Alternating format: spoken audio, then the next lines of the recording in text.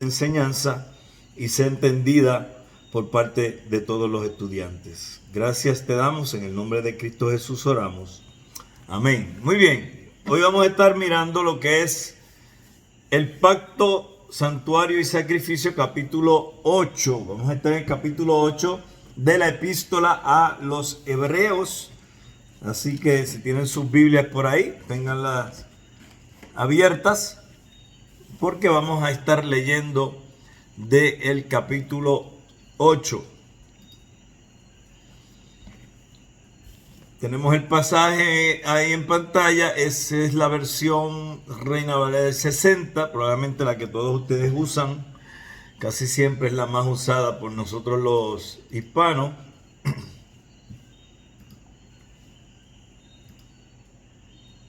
Muy bien. Dice así: ahora bien, el punto principal de lo que venimos diciendo es que tenemos tal sumo sacerdote, el cual se sentó a la diestra del trono de la majestad en los cielos, ministro del santuario y de aquel verdadero tabernáculo que levantó el Señor, y no el hombre, porque todo sumo sacerdote está constituido para presentar ofrendas y sacrificios, por lo cual es necesario que también éste tenga algo que ofrecer.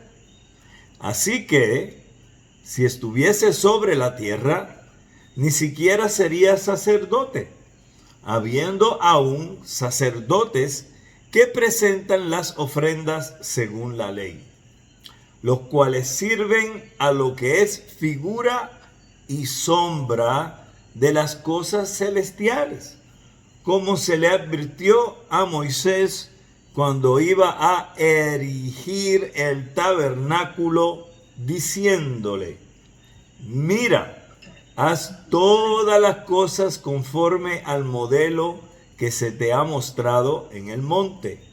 Pero ahora tanto mejor ministerio es el suyo, cuanto es mediador de un mejor pacto establecido sobre mejores promesas. Porque si aquel primero hubiera sido sin defecto, ciertamente nos hubiera procurado lugar para el segundo. Si nosotros miramos ciertamente este pasaje bíblico, podemos darnos cuenta de que aquí el autor está haciendo una exposición definitivamente, y la misma va enyuntada al hablar del nuevo pacto, pero por lo que fue prometido por Jeremías en el capítulo 31. Así que hace un contraste del nuevo con el antiguo pacto. Y hace una descripción también de lo cual ya hemos estudiado, que es el sacerdocio de Jesús en el santuario celestial. Entonces, nuestro autor acá nos dice de los versos 1 y 2, habiendo establecido la superioridad del sumo sacerdocio de Cristo, como nuestro autor procede ahora a relacionar su sumo sacerdocio con los temas del pacto, santuario y sacrificio, con los cuales estaba estrechamente ligado el sacerdocio arónico. Entonces, en capítulos anteriores vimos que se estableció a Cristo como el sumo sacerdote de acuerdo al orden de Melquisedec. Ciertamente, ahora el autor viene y trae nuevamente a mención que Cristo es el sumo sacerdote y une el tema del pacto, santuario y sacrificio, porque con eso era que estaba ligado el sacerdocio establecido bajo Aarón. Así como el sacerdocio arónico da lugar al sacerdocio según el orden de Melquisedec, También el antiguo pacto da lugar al nuevo. El santuario terrenal da lugar al celestial, y los sacrificios que no eran sino señales temporarias dan lugar al que es efectivo y de validez eterna. Entonces, ¿qué está pasando aquí? De la misma manera que hubo una transición de lo que era el antiguo pacto al nuevo pacto, también hay una transición de lo que es el sacerdocio arónico al sacerdocio según el orden de Melquisedec. Jesucristo no cae bajo el sacerdocio arónico, sino que cae bajo el sacerdocio según el orden de Melquisedec. Hoy en día nosotros podemos ver que hay ciertos grupos que se les conocen como raíces hebreas, y cuando usted escuche a esta gente hablar, ciertamente sáqueles el cuerpo, porque uno de los problemas serios que hay con esa secta de raíces hebreas, que se está multiplicando grandemente, utilizando supuestamente lo que es el que hay que regresar a las raíces hebreas, y eso ciertamente es totalmente contrario a lo que el Nuevo Testamento nos enseña. Nos enseña claramente, y especialmente en este libro que estamos estudiando, que es la Epístola a los Hebreos, que nosotros no debemos para nada regresar al antiguo pacto, al Antiguo Testamento, y no debemos estar metidos en lo que hacen en el antiguo pacto, porque ya nosotros no necesitamos eso, porque nuestro sumo sacerdote, que es Jesucristo, ya tomó el lugar de cualquier otro sacerdote que pudiera haber, y Él es el que nos ha justificado a nosotros y nos ha dado vida eterna. Entonces, no hay necesidad de regresar. Entonces, también aquí vemos que el autor, el escritor de la Epístola a los Hebreos, lo que está haciendo también es una comparación entre lo que es el santuario terrenal, porque el terrenal nos da entonces lugar al celestial. Nosotros ahora, todos los que somos creyentes en Cristo, pertenecemos al reino de Dios. Nosotros ahora no estamos en el santuario terrenal. Usted, cuando va a su iglesia, el edificio donde sea que usted se congrega, ese lugar no es un santuario que es para que usted entienda y diga, este es el santuario de Dios. No, eso pasó.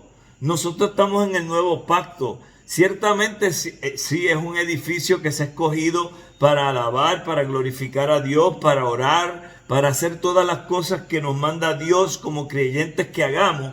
Pero no, el edificio en sí mismo no es el templo, porque el templo somos usted y yo ahora. Entonces, donde mora el Espíritu Santo, donde está el tabernáculo, ciertamente no es en ningún sitio terrenal, eso no existe.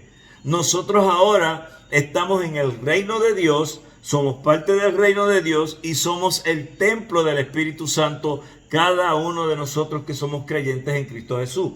Así que los que están, ¿verdad?, pensando en que su iglesia o su templo, como le llaman, he escuchado personas le ponen diferentes nombres.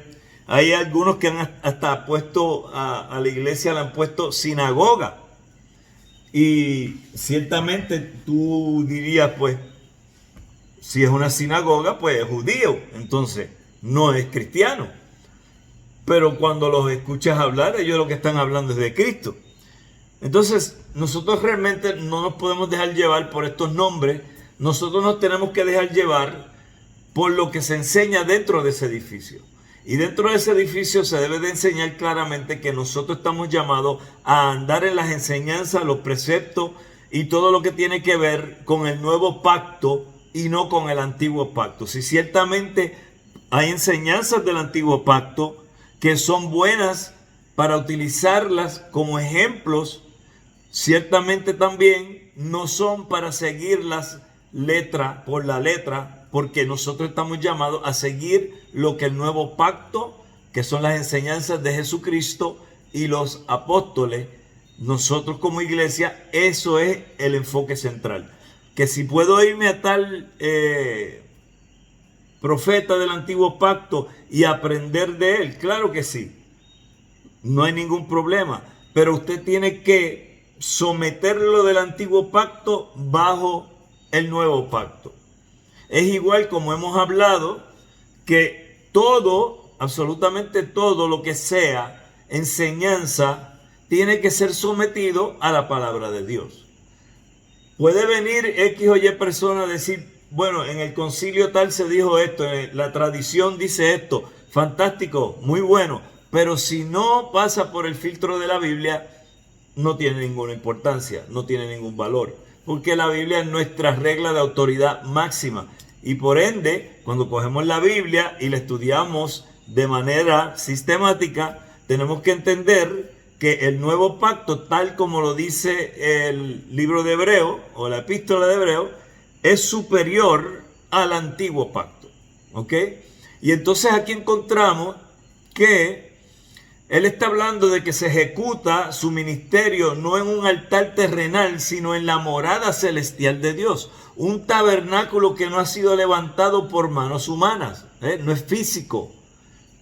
En contraste con todos los santuarios materiales, este es llamado el verdadero tabernáculo. El único que no es una imitación de algo mejor que él.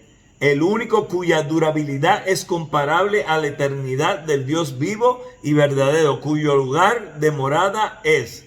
Este santuario verdadero pertenece al mismo orden de ser que el reposo eterno de los santos, de los capítulos 3 y 4, el mejor país y la ciudad mejor fundada, los capítulos 11, 10, 16, el reino inconmovible del capítulo 12, 28. Quiero que entendamos aquí algo.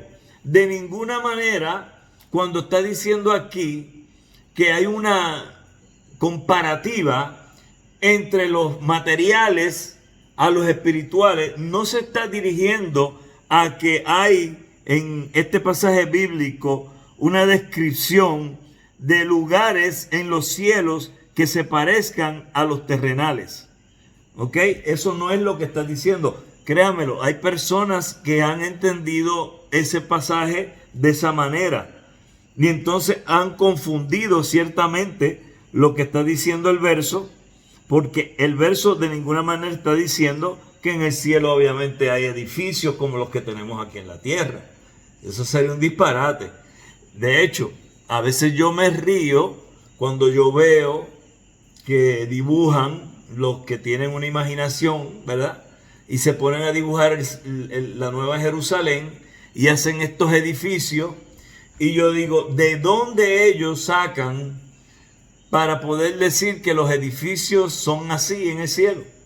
Van a ser en la Nueva Jerusalén. Acuérdense que la Nueva Jerusalén, cuando eso suceda, es cuando pasa el tiempo de cielo nuevo y tierra nueva, ¿ok? Entonces ya ahí estamos entrando en Apocalipsis, pero como estamos hablando de un tabernáculo, pues lo voy a meter aquí. Y cuando suceda eso de cielo nuevo y tierra nueva, estamos hablando de un lugar que va a ser similar a lo que fue la tierra, el planeta, antes de que Adán y Eva pecaran, pero va a ser superior a eso. ¿Ok? Entonces, vamos a tener nosotros la capacidad en nuestros cuerpos glorificados de vivir en ese lugar. Pero los edificios, nosotros no sabemos cómo va a ser eso, porque no hay nada en la Biblia que me diga a mí cómo va a ser. Lo que hay son palabras que utiliza el apóstol, precisamente en el caso del Apocalipsis, el apóstol para describir lo que él ve, pero como él lo que tiene es un vocabulario humano. Él lo que tiene que hacer es, cuando describe lo que ve, es lo más cercano a lo que su conocimiento humano le permite. Por eso él dice en una parte que van a haber calles de oro. ¿Serán ciertamente de oro? No se sabe. Puede ser que sí. ¿Cómo puede ser que no? Puede ser que él dijo calles de oro porque cuando las vio son tan hermosas que él pensó en lo más valor que tiene, y para él en ese tiempo, en el primer siglo, el oro era lo más valor que tenía. Así que le llamó calles de oro. pero no sabemos con certeza si son calles de oro. ¿Cuántos me están entendiendo? Entonces, si llegamos allá y son de oro, amén. Pero ¿y si son algo mucho mejor? ¿Qué es lo que yo creo? Yo creo que va a ser algo mejor. Porque fíjate que todo lo que va a haber allá va a ser mejor de lo que ya existe aquí. Por eso, más adelante lo vamos a leer, vemos que se habla de que el antiguo pacto es sombra de lo que viene futuro, que va a ser mejor. Entonces, este libro ciertamente está claramente dándole un pacatazo a esa gente que están con esto de las raíces hebreas, que son unos disparateros, y lo que deben entender es que el nuevo pacto es el mejor pacto porque fue sellado con la sangre de Cristo. Entonces, ¿cómo yo voy a volver atrás a un pacto de sangre de animales cuando yo estoy en un pacto donde Dios mismo se encarna, muere en la cruz del Calvario, resucita y todo lo hace por mí? Y su sangre me limpia de todo pecado y de toda maldad. Entonces, es de loco el pensar que el antiguo pacto es mejor que el nuevo pacto. Y esto lo está haciendo bien claro aquí el escritor de la epístola a los hebreos.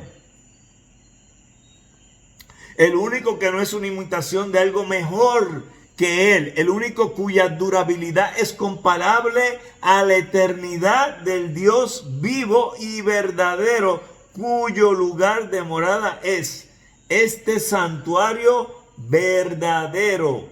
Pertenece al mismo orden de ser que el reposo eterno de los santos. ¿Por qué eso es importante? Fíjese bien que nosotros tenemos que entender algo. Cuando una persona se va y es cristiano, se va a morar con el Señor, lo que está reposando es muy diferente a lo que está pasando con el espíritu. El cuerpo tiene, o el humano, debo decir, el ser humano tiene tres partes: cuerpo, alma y espíritu.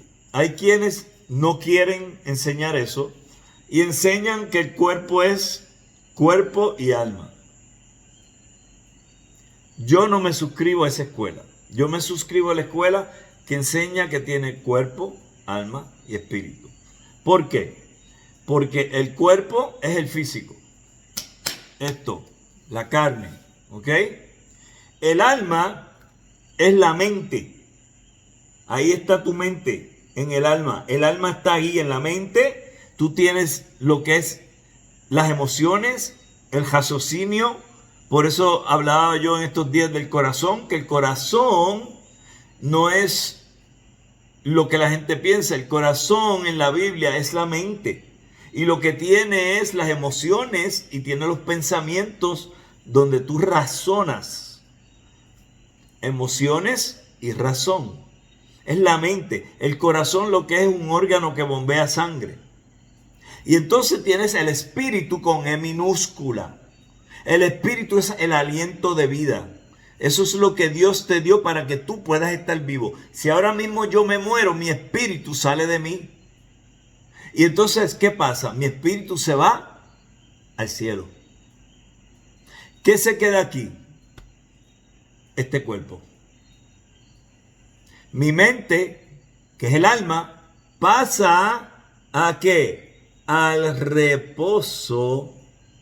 ¿Cuántos me siguen? ¿Cuántos están conmigo? ¿Me están entendiendo? ¿Ok? Adelante, Alberto. Sí, pastor, sí, hace mucho sentido, porque si venimos a ver en Jeremías 17, 9 y 10, dice: engañoso el corazón más que todas las cosas, ¿verdad? Y podemos decir que engañoso es la mente más que todas las cosas y perversa, ¿verdad? Eso es así. Conocerá. Pero entonces él continúa y dice: yo Jehová escudriño la mente. Sí. Que pruebo el corazón. O sea que hace mucho sentido lo que usted está diciendo ahí de la mente y el corazón. Sí, definitivamente. Y creo que es importante que entendamos esto. Y yo sé que usted estará pensando por qué el pastor nos está enseñando esto en esta etapa de la clase. Bueno, la razón que se lo estoy enseñando es porque para que usted entienda esto del tabernáculo que se está hablando aquí, de todo lo que es el antiguo y el nuevo pacto, del pacto inferior al pacto superior, de lo que es la morada terrenal a la celestial, usted tiene que entender su lugar como ser humano que ha entregado su vida a Cristo y entender qué es lo que sucede con usted. Hay gente que no entiende estas cosas y lo que dicen son unos disparates garrafales. Hermano, cuando la gente dice que descanse en paz, tienen razón en decir que descanse en paz en el sentido de que la parte de la mente está en un estado esperando, en ese reposo eterno, está esperando el momento de ¿qué? De la resurrección. Porque entonces en el día de la resurrección va a recibir un cuerpo nuevo, una mente nueva, y su espíritu que está en el cielo se va a unir a ese cuerpo y a esa mente nueva que tiene el alma, y usted va a estar entonces viviendo con el Señor por toda la eternidad con un cuerpo. Las raíces hebreas estas locas que quieren que la gente se regrese al judaísmo no creen en nada de eso. De hecho, la mayoría de ellos no creen en el Nuevo Testamento.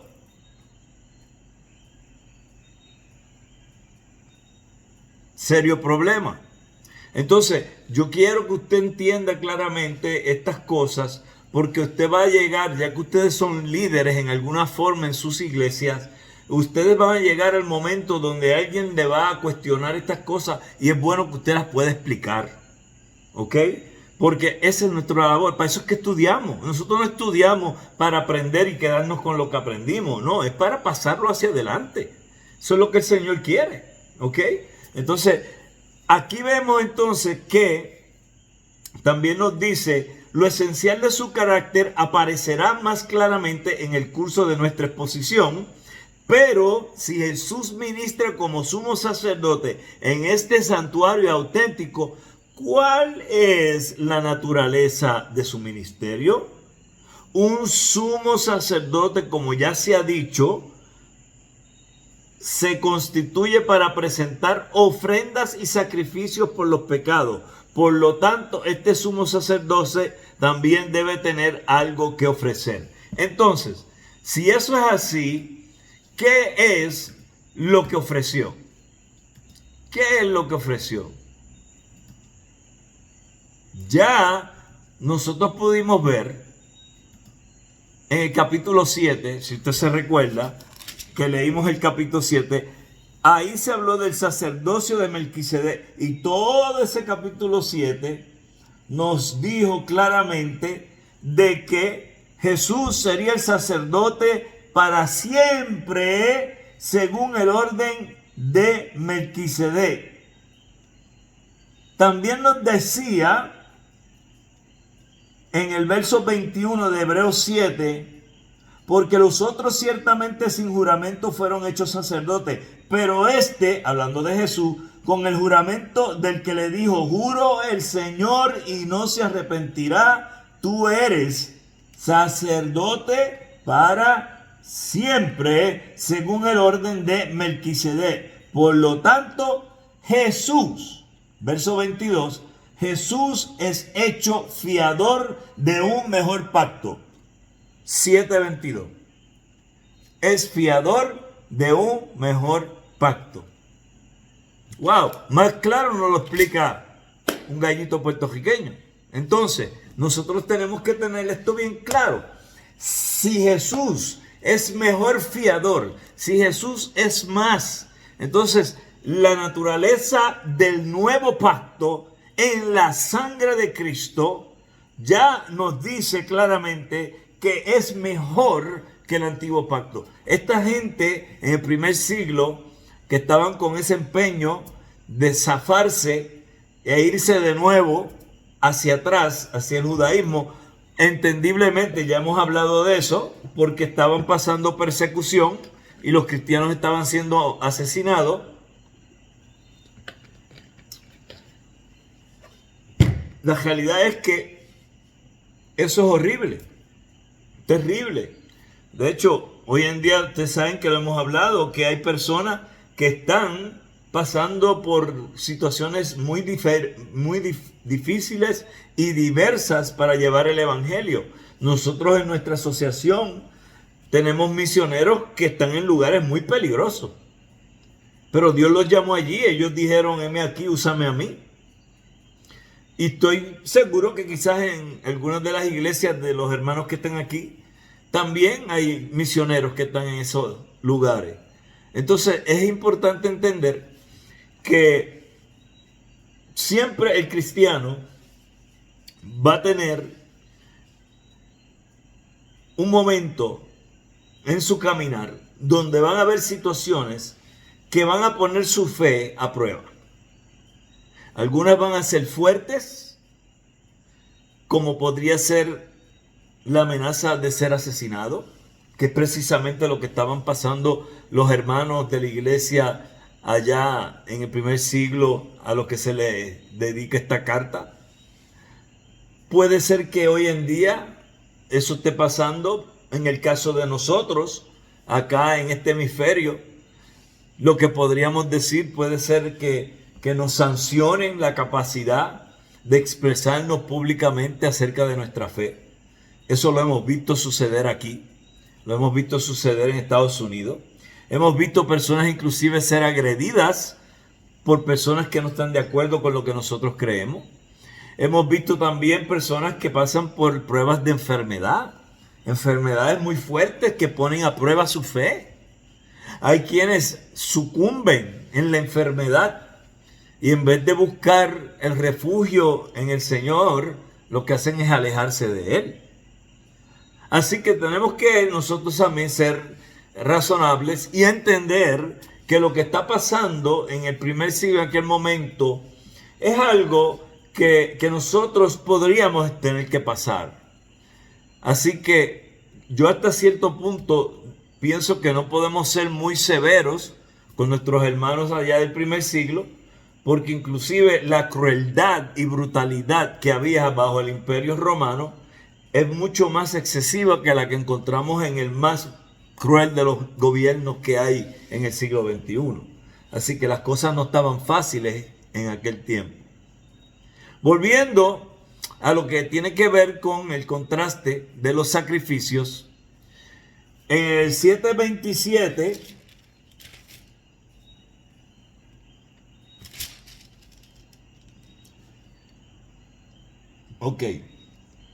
que contrasta los sacrificios diarios de los sumos sacerdotes aarónicos con la ofrenda que el sumo sacerdote de los cristianos ha presentado de una vez y para siempre. En el 27:7 dice que no tiene necesidad cada día, como aquellos sumos sacerdotes, de ofrecer primero sacrificios por sus propios pecados y luego por los del pueblo, porque esto lo hizo una vez para siempre, ofreciéndose a sí mismo.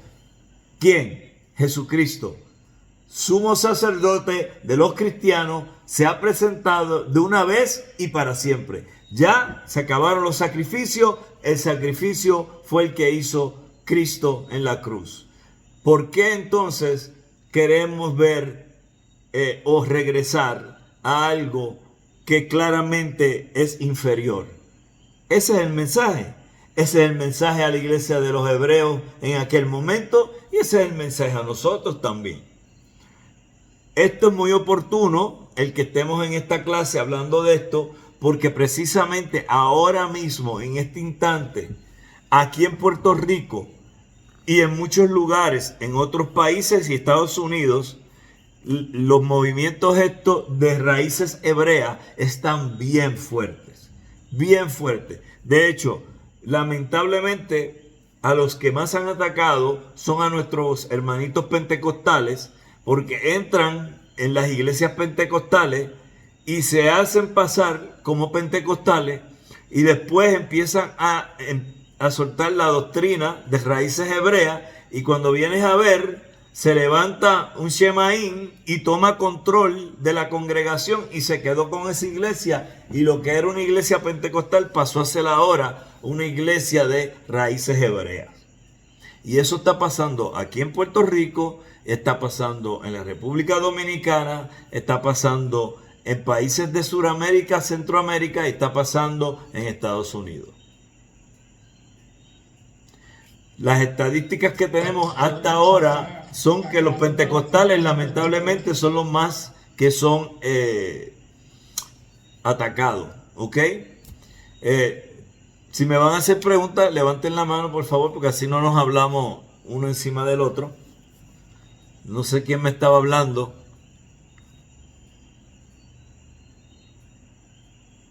El que tenía algo que decir, levante la mano, por favor.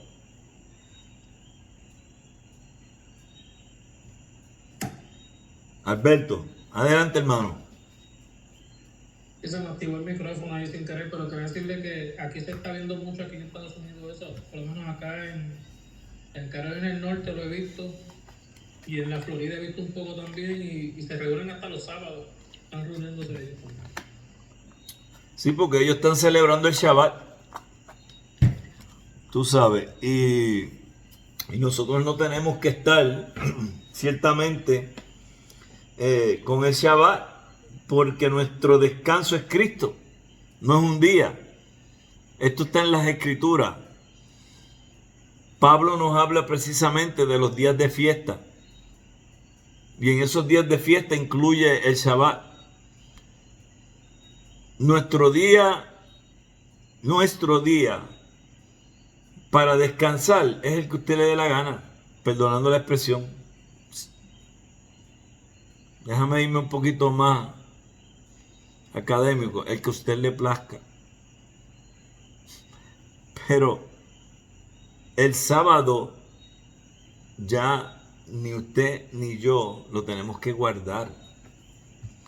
Porque nosotros como iglesia vemos que claramente la iglesia del primer siglo, cuando la iglesia católica apostólica romana no estaba ni en los pensamientos de nadie, porque la iglesia católica apostólica romana no viene a nacer hasta el tercer siglo, porque ellos nos dicen que son sucesión directa de Pedro y que es ininterrumpida. Eso son patrañas, eso no es verdad. El tercer siglo es cuando ellos realmente nacen.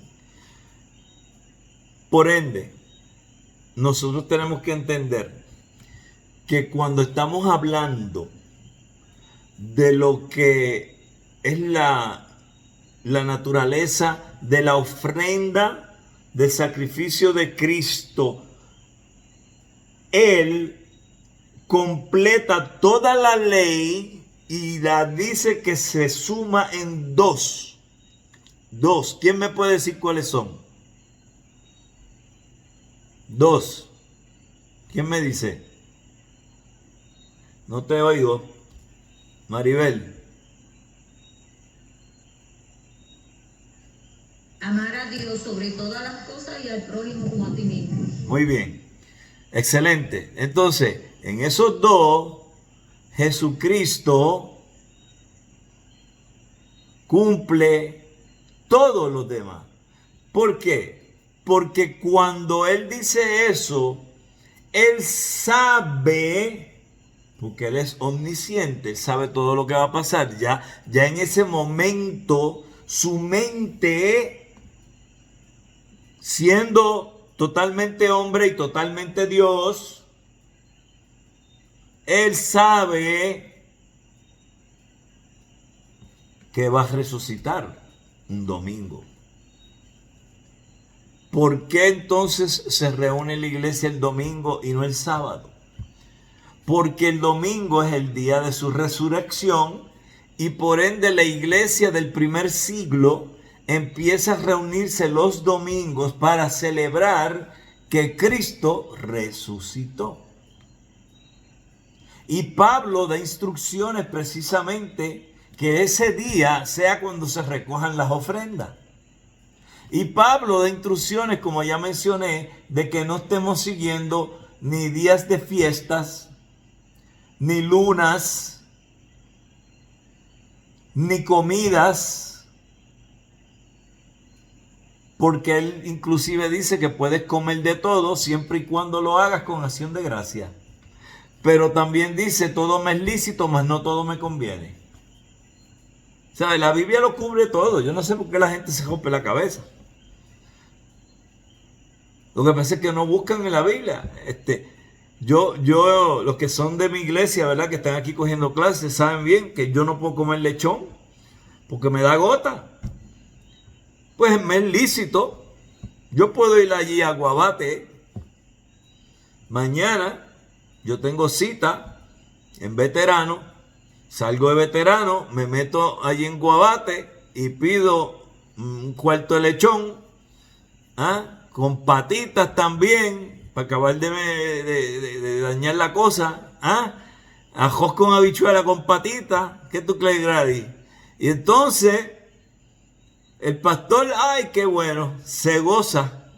Y al otro día, Rose, ponme una inyección, porque se me va a poner el pie como un jamón. Pues me es lícito, pero no me conviene. Así que yo ni para allá miro. Me como el pollito. Entonces, cuando estamos viendo esto, nosotros tenemos que decir, gloria a Dios, que tenemos un nuevo pacto y que nuestro sumo sacerdote nos ha dado libertad que antes no había. Antes no había esa libertad. Ahora hay libertad. El problema, ustedes saben bien que lo que voy a decir ahora, es que mucha gente, en vez de gozarse en su libertad que han adquirido por la gracia, por medio de nuestro Señor, se pasan y se van al libertinaje. Y ahí es que lo dañan. Y entonces, ahí es que tú te tienes que cuestionar si esa persona realmente es convertida o no, porque están haciendo cosas que no van de acuerdo a lo que el Señor nos pide dentro del nuevo pacto. Por eso cuando dijimos que Él en dos, Él completó todo, estamos hablando de que si usted ama a Dios y ama a su prójimo, usted no va a querer lo que ellos tienen, usted no va a desear lo que ellos tienen, usted no va a robar, usted no va a mentir, usted no va a hacer falso testimonio, etcétera, etcétera. Todo cae ahí. Ahora, es interesante también que dice que el ministerio sumo sacerdotal de Jesús debe ejercerse en el santuario celestial. Se demuestra más todavía por el hecho de que no habría lugar alguno para que lo ejerciera en el santuario terrenal. En el santuario terrenal, sea que pensemos en el tabernáculo primitivo o en el templo posterior en Jerusalén, el sumo sacerdocio estaba confinado a una familia y lejos de pertenecer a esa familia, Jesús ni siquiera pertenecía a la tribu de la cual venía. Por ende, Jesús no cae bajo el sacerdocio arónico, sino que cae bajo el sacerdocio de Melquisedec. Amén. Pregunta, hasta aquí. Duda, preguntas, dudas, comentarios.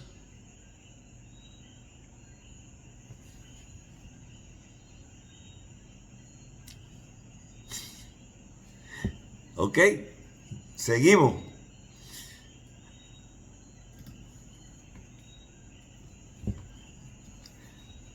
Muy bien.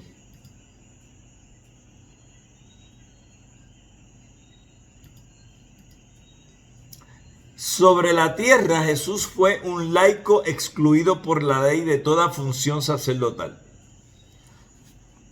Ok, mira lo que está pasando aquí. ¿Por qué Jesús es un laico? Jesús es un laico porque Jesús nunca fue parte del Sanedrín. Sin embargo,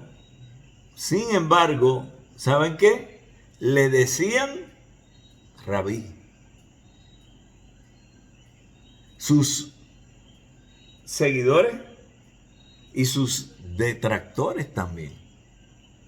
Porque ustedes saben bien que tanto fariseos como saduceos le llamaron rabí. O sea que ellos estaban reconociendo en nuestro Señor una autoridad. Y aunque Él no estaba dentro del sistema, Él no era parte del Sanedrín, Él no era parte de lo que eran los sumos sacerdotes. Ciertamente cuando Él hablaba, Él estaba hablando con tal autoridad que las cosas que decía luego eran aún más respaldadas por los milagros que hacía. Entonces, obviamente, multitudes, dice las palabras, que seguían a Jesús. Multitudes. Por eso es que Jesús, había momentos que usted ve que Él se tenía que apartar e irse a un sitio solo con los apóstoles. ¿Por qué? Porque era demasiada gente encima de Él todo el tiempo. Porque la mayoría de esas personas ciertamente no estaban buscando las respuestas en referencia al reino de Dios. Lo que estaban buscando era ver qué milagro Jesús le podía hacer en sus vidas. Esa era la realidad. El fundador de la comunidad de Qumran era un sacerdote, aunque por una razón u otra fue excluido de llevar a cabo funciones sacerdotales en el templo de Jerusalén. Pero el fundador del cristianismo no lo era. Y los esenios no podrían haberlo mirado como un sacerdote más de lo que lo hubiese hecho la jerarquía de Jerusalén.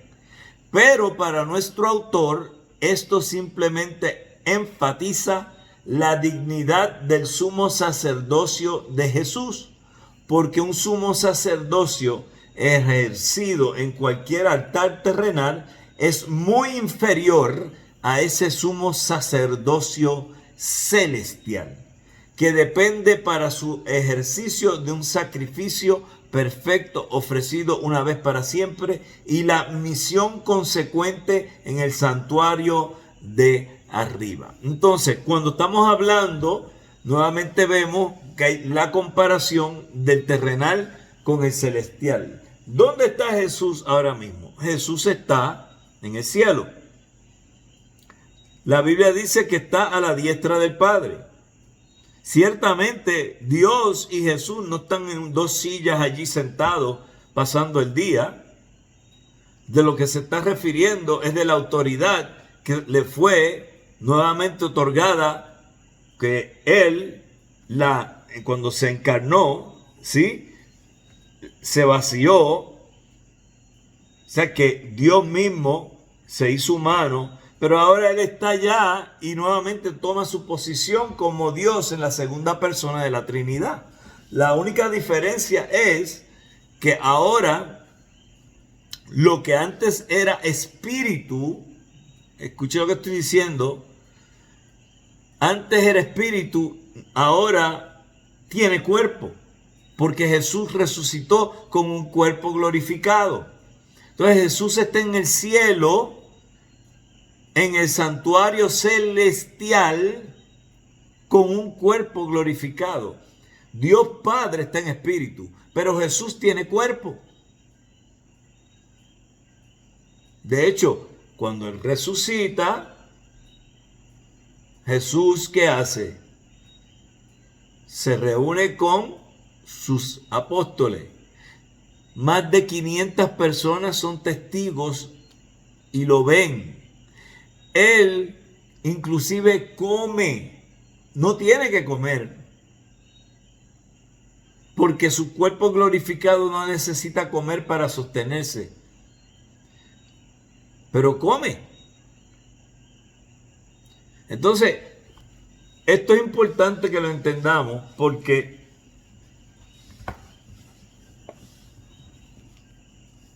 cuando nosotros nos convertimos a Cristo, nosotros pasamos a una promesa de que vamos a tener un cuerpo como el que recibió Jesús cuando resucitó. Entonces, mucha gente se cree, como creían en el antiguo pacto, se creen que todo es espíritu.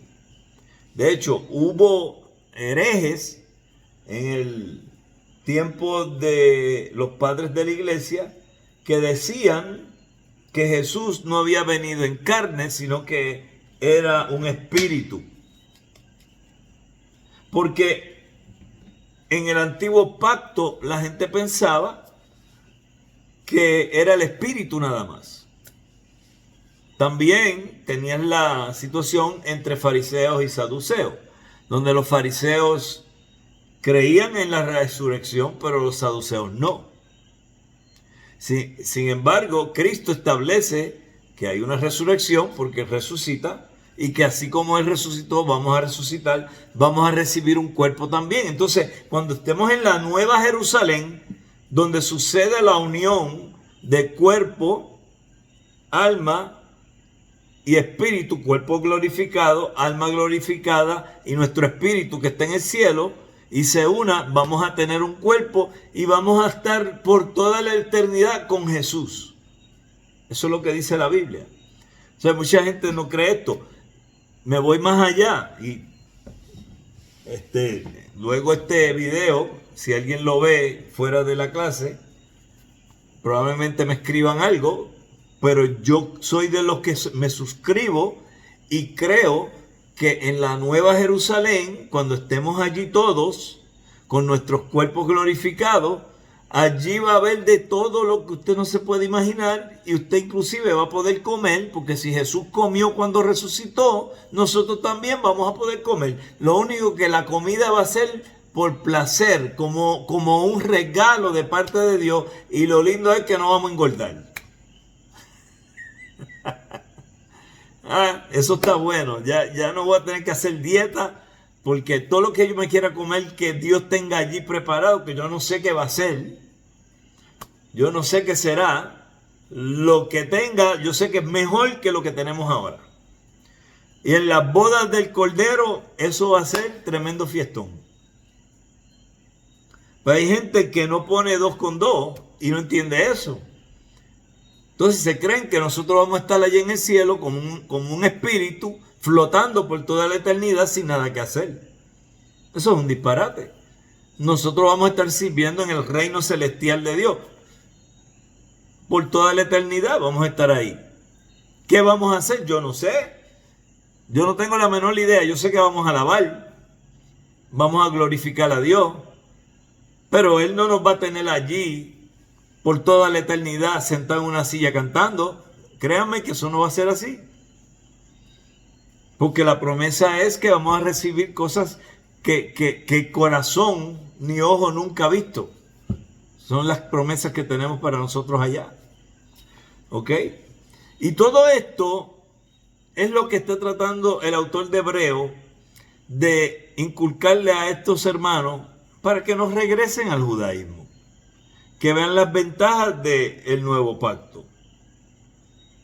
Y es bien importante que nosotros, recalco otra vez, si le llegase por ahí uno de esos individuos hablando de lo que es el raíces hebreas, mire, vaya donde su pastor inmediatamente y dígaselo. Mira, este viene por aquí y este señor cree en esto y eso son falsas enseñanzas. Pastor, tenemos que tener cuidado que no se nos meta un lobo aquí en la iglesia. Ok, seguimos con lo que nos dice el texto. Esto es, por supuesto, como nuestro autor entiende la situación. Los sumos sacerdotes de la línea de Aarón ministraron en el santuario terrenal. Jesús ejerce su ministerio sumo sacerdotal en el santuario celestial, del cual el terrenal era solo una réplica. Aquí hay, por cierto, algo de afinidad con el idealismo platónico, pero el que exhibe tal afinidad es el lenguaje de nuestro autor y no su pensamiento esencial. Para él, la relación entre los dos santuarios es básicamente temporal. Si el santuario terrenal es una sombra del celestial, es porque todo el orden levítico prefiguraba el orden espiritual de la nueva era.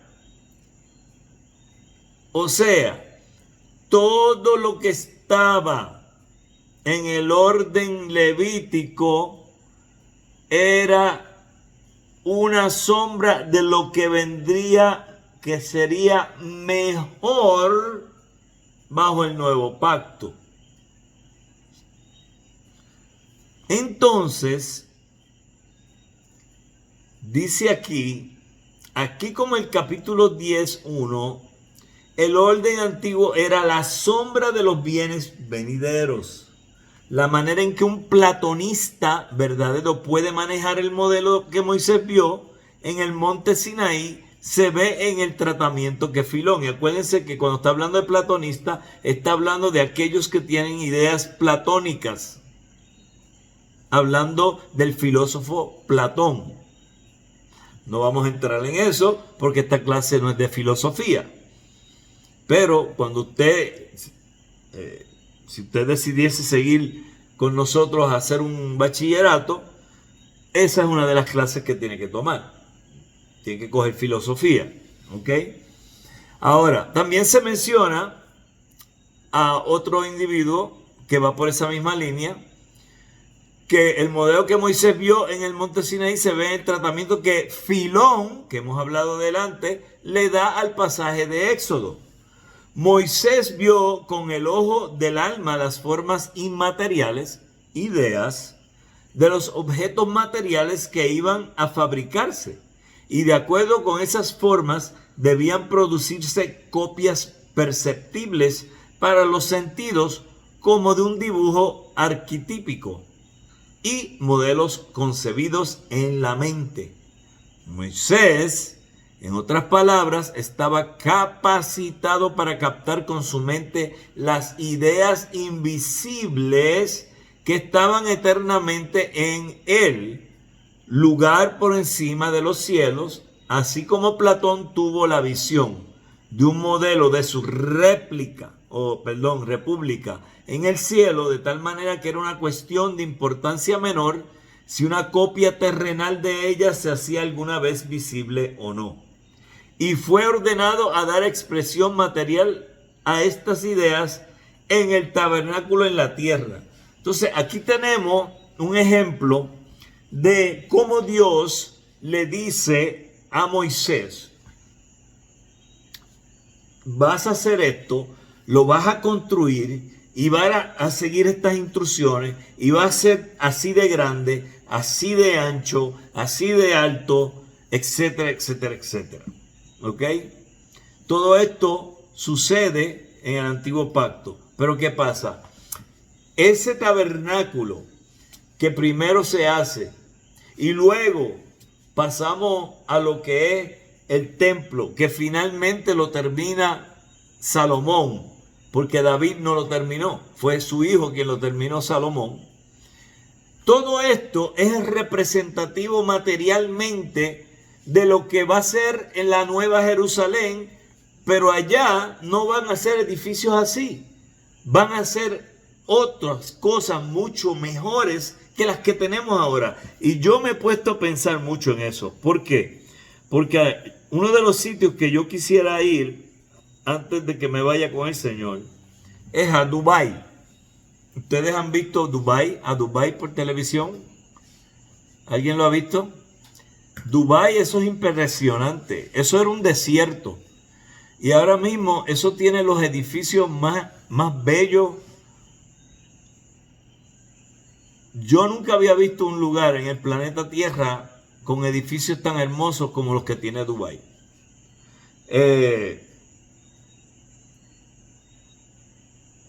Yo diría, sin miedo a equivocarme, que las estructuras más hermosas que hay hoy en día en el siglo XXI, que son hechas contemporáneas, no antiguas, que son contemporáneas están en Dubái.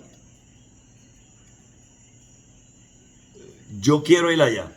Yo espero en Dios tener la oportunidad de ir allá. Eso es una cosa muy inferior a lo que Dios va a tener para nosotros en la Nueva Jerusalén.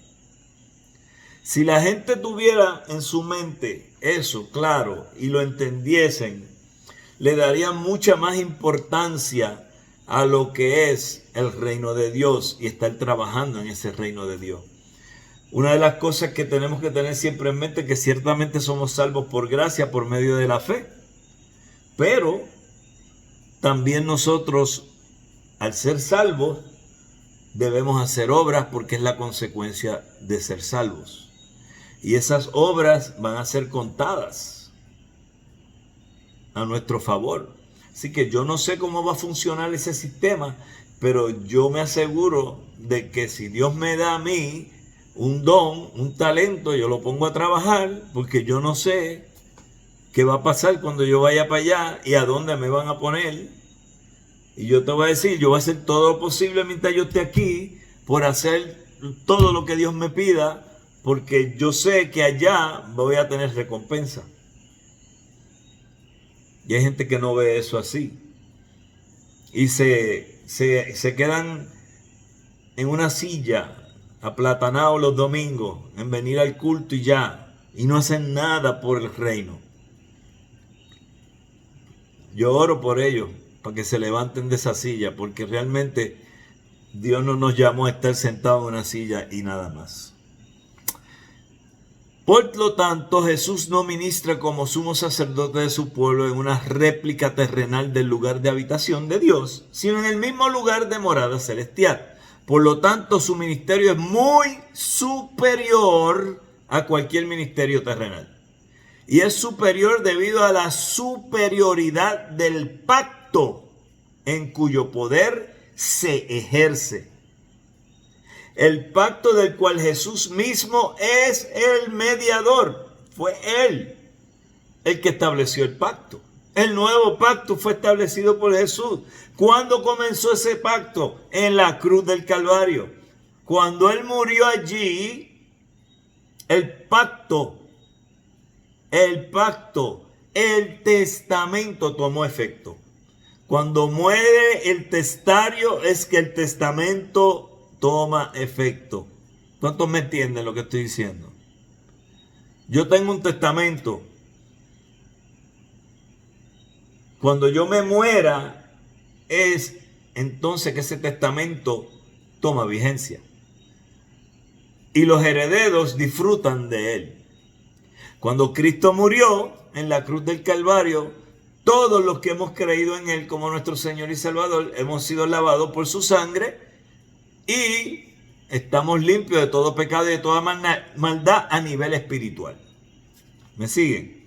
Y entonces usted y yo tenemos entrada a la morada celestial. Porque su ministerio es superior. El nuevo pacto es superior. Dice, fiador de un mejor pacto. Ya lo leímos en el capítulo 7, 22. La actual presentación de él como mediador de un mejor pacto, repetida con variantes, es, y ahí está el capítulo 9, presenta una instancia, como dice E.K. Simpson, del profundo, estoy citando, del profundo realce conferido por la revelación cristiana a expresiones que ya estaban en boga. Porque continúa la palabra griega traducida mediador. Según lo demuestra un papiro, ha sido un término común del comercio en el sentido de árbitro o intermediario. Por eso es que la Biblia dice que solamente hay un mediador entre Dios y los hombres, Jesucristo hombre. Nosotros estamos bien claros en eso y yo lo sé. Todos los que están en esta clase, los que están en las otras 3 clases también, sé que están claros en eso. Pero hay personas que todavía no entienden eso. entonces se alejan de lo que la Biblia está diciendo, que es claramente que es solo Cristo.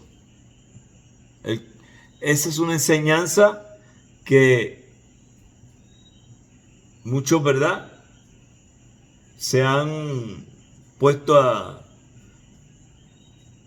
decir que no es así, que hay más mediadores en otras religiones. La realidad es que la Biblia no respalda eso. Solamente hay un mediador, y ese es Jesucristo. Él usó algo más amplio de cualquier internutius. Hallado ocasionalmente preparó el camino para su connotación más elevada. O sea que la conexión entre el cielo y nosotros es por ¿quién? Por Cristo. Aquí viene un ejemplo. Por lo tanto, Moisés es presentado por Filón, lo mismo que por San Pablo, como Mesites, el hombre mediador del antiguo pacto. ¿Por qué? Porque Dios usó a Moisés para ser el mediador que llevaría al pueblo a la libertad de lo que era la esclavitud bajo el yugo del faraón de Egipto. Pero en el nuevo pacto, el mediador es Jesucristo, que nos da la libertad de la esclavitud del yugo del pecado. Y por eso usted y yo podemos entrar a lo que es el reino celestial y estaremos allí para siempre. Por ende es mejor. Es mejor el nuevo pacto que el antiguo pacto. Cristo es el mediador por excelencia, no con la aplicación meramente metafísica por la cual Plutarco, y ahí tendríamos que irnos a el libro donde está en el 369, donde se habla de Plutarco, que alude, y esto lo pueden en su libro, si se van a las anotaciones de abajo, lo pueden encontrar ahí y lo pueden buscar si gustan. Alude a Mitras como el Mesites entre Hormuz y Ahriman en la teosofía persa, sino en su significado ético supremo, tipificado en el arco iris reconciliador que circunda el trono o en la escalera de la visión de Jacob, uniendo cielo y tierra. Alguien, para tomar una buena acuñación de Tíndeo, que es el perfecto espiador, conservando los intereses de las dos partes para las cuales actúa. Todo esto que está siendo dicho aquí, lo que está diciendo es precisamente que cada una de estas cosas de lo que se está refiriendo es de una unión de lo que es terrenal con lo celestial. Y a fin de cuentas, el que logra hacer esa unión es Jesucristo. Él es el mediador que nos permite entrar al trono de la gracia de Dios. Sin Él no podríamos hacerlo. Y todo el mundo está claro en eso. Pero cuando digo todo el mundo, me refiero a todo el mundo que es un creyente y entiende lo que dice la Biblia, que es un mediador, solo un mediador, solo un mediador, no mucho, un mediador. Hay quienes están empeñados en sus enseñanzas que son erradas en tratar de adjudicar más de un mediador. Y ahí tenemos un serio problema, porque esa gente lo que está llevando es a las personas a la perdición. Y yo pues no tengo que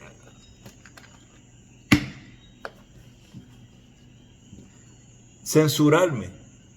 Esto es bien claro. Es Cristo y solo Cristo. La Virgen no salva a nadie. María no salva a nadie. Los santos Pedro, Juan,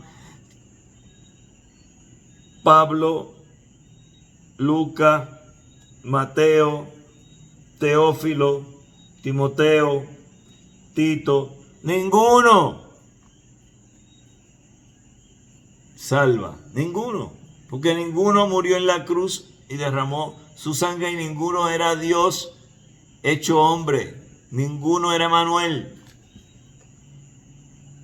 Solo un mediador. Entonces, ¿cómo tú te vas a ir de vuelta para el judaísmo? ¿Cómo tú te vas a salir de la iglesia cristiana donde se enseña la verdad y te vas a regresar a otra iglesia donde se enseña mentira?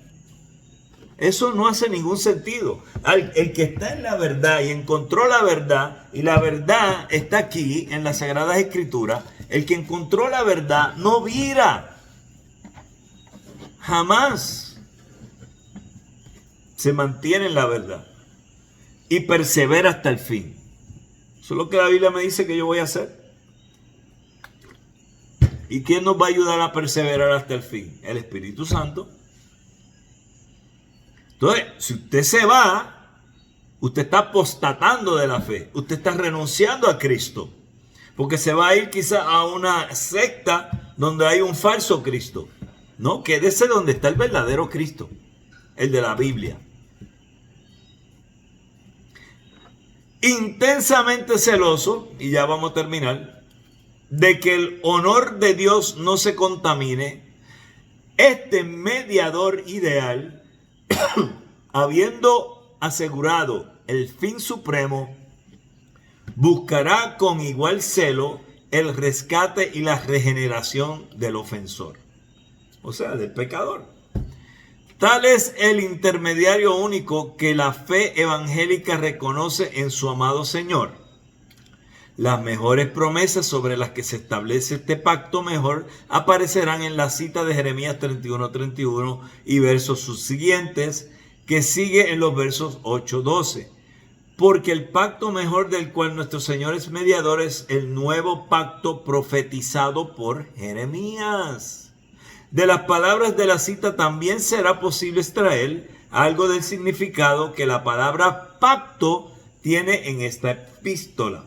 Pero, por cierto, el pacto del cual Jesús es mediador puede ser inferido como un pacto mejor del simple hecho de que es un pacto nuevo. Si el pacto antiguo hubiese sido perfecto, no se hubiese necesitado reemplazarlo por uno nuevo. Y el nuevo debe ser mejor porque no habría tenido sentido reemplazar al antiguo por otro que no fuera mejor. La lógica te dice, en lo que está hablando aquí el escritor, que si se hizo un nuevo pacto es porque el viejo pacto es obviamente inferior, porque si el viejo pacto o antiguo pacto era mejor, no se hubiera hecho otro pacto. Se hubiera quedado el antiguo pacto. Por ende, no hay que regresar al antiguo pacto, sino que nos tenemos que mantener en el nuevo. Tanto eso aplicó para los hebreos en el siglo I, como aplica a nosotros en el siglo XXI. No hay que regresar al antiguo, sino mantenernos en el nuevo. Y eso nos lleva a la semana que viene, que precisamente vamos a estar estudiando que el antiguo pacto ya ha sido superado. ¿Ok? Así que nos estamos acercando vertiginosamente al fin del trimestre. Es importante que estemos pendientes porque hay un día de fiesta que no vamos a tener clase y estoy casi seguro que es el 2 de septiembre. Creo que es el día de... Ay, santo, ¿será el día del trabajo? Sí. Ok. Así que ese día estamos libres. No vamos a tener clase. Pero entonces el otro lunes, déjame verificar aquí para estar seguro. Lunes 2, déjame ponerlo aquí para que ustedes sepan lo que viene. Se lo voy a poner aquí en los comentarios. Ok. Vámonos acá, chat público. Por aquí está. Ok, entonces ahí vemos que el 2 es feriado, es día del trabajo. El lunes 9 vamos a estar hablando del santuario bajo el antiguo pacto. El lunes 16, el ritual temporario. Ya el martes 17, el repaso. Y el lunes 23, el examen final. Se termina el trimestre. Los estudiantes que se gradúan recibirán su diploma y transcripción de crédito en persona. Los de Puerto Rico en persona. Y los de Estados Unidos y otros países por correo certificado. Con fecha del mes de septiembre del 2024. ¿Ok? Así que tenemos la clase del 26, si Dios lo permite. Y entonces tenemos libre el día 2. El día 1 de septiembre es un día muy bueno, porque ese domingo cumplo año. Cumplo los 62. Eso quiere decir que en octubre cojo el seguro social. Aleluya. Gloria a Dios. Después, desde los 18 lo estoy pagando. Por fin me van a dar algo para atrás. Así que nos vamos a gozar cuando veamos ese cheque. Y todos los regalos son aceptados ese día, el día 1 de septiembre. Mira, Reinaldo se ríe. Ay, ay, ay. Así que estamos a ley de nada. Cuando menos nos esperemos, terminamos. Y tendremos un nuevo trimestre donde los que todavía siguen estudiando y los que se van a unir, ya estamos haciendo promoción para el próximo trimestre. Y estamos también haciendo promoción para un curso de certificado de 21 créditos para hermanos que están trabajando ya en el área, en sus iglesias y realmente pues no tienen el tiempo para adiestrarse a nivel de un grado asociado, pero sí pues podemos ofrecerle algo para ayudarle en conocimiento. Y vamos a estar, creo que vamos a tener un buen grupo de Estados Unidos de hermanos que se van a unir a nuestro seminario. ¿Ok? Bueno, pues vamos a terminar pidiendo como siempre a alguien de ustedes que nos dirija o despida en oración de esta clase en esta noche. Un voluntario, una voluntaria, que por ahí diga yo. Si es alguien que no ha participado, pues le invitamos a que no tenga miedo.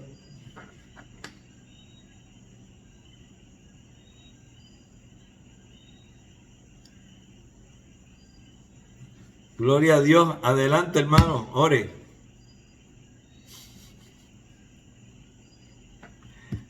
¿A quién yo vi que dijo yo? Muy bien, vamos a orar.